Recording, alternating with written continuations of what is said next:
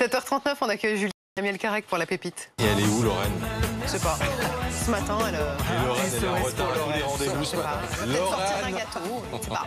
Ah, c'est vendredi, on est un peu au ralenti. Alors, message in a bottle, parce que je vais vous parler de bouteilles ce matin, mais surtout de trésors. On part aux États-Unis, dans l'Iowa, avec une histoire assez banale au départ. Un couple d'Américains qui a acheté une maison il y a quelques mois dans l'Iowa.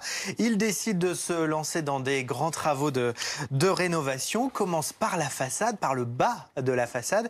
Et voici ce qu'ils ont découvert en enlevant les premières plaintes. Regardez.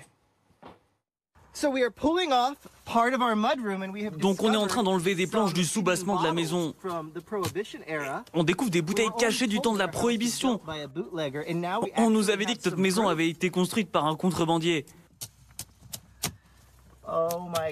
Oh mon Dieu, c'est incroyable. C'est encore parfaitement emballé.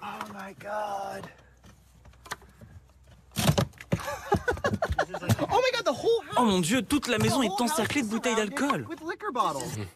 Pas mal comme surprise. Alors des bouteilles de whisky précisément qui sont cachées dans toute la maison. Alors, vous allez voir d'autres images.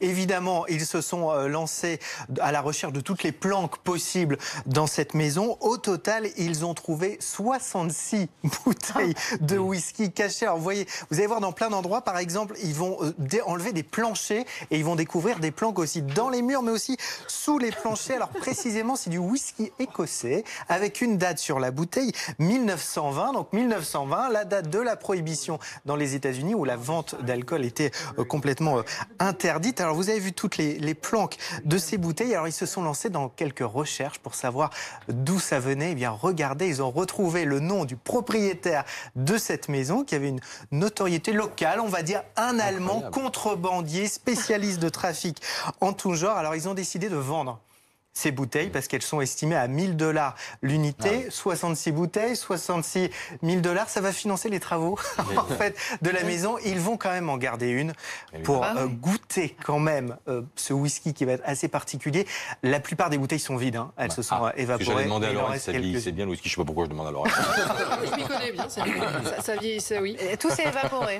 Tout s'est évaporé. Il en reste quelques-unes avec un peu de liquide, donc ils vont en garder une. Et c'est celles qui vont être vendues encore plus chères. Merci Julien.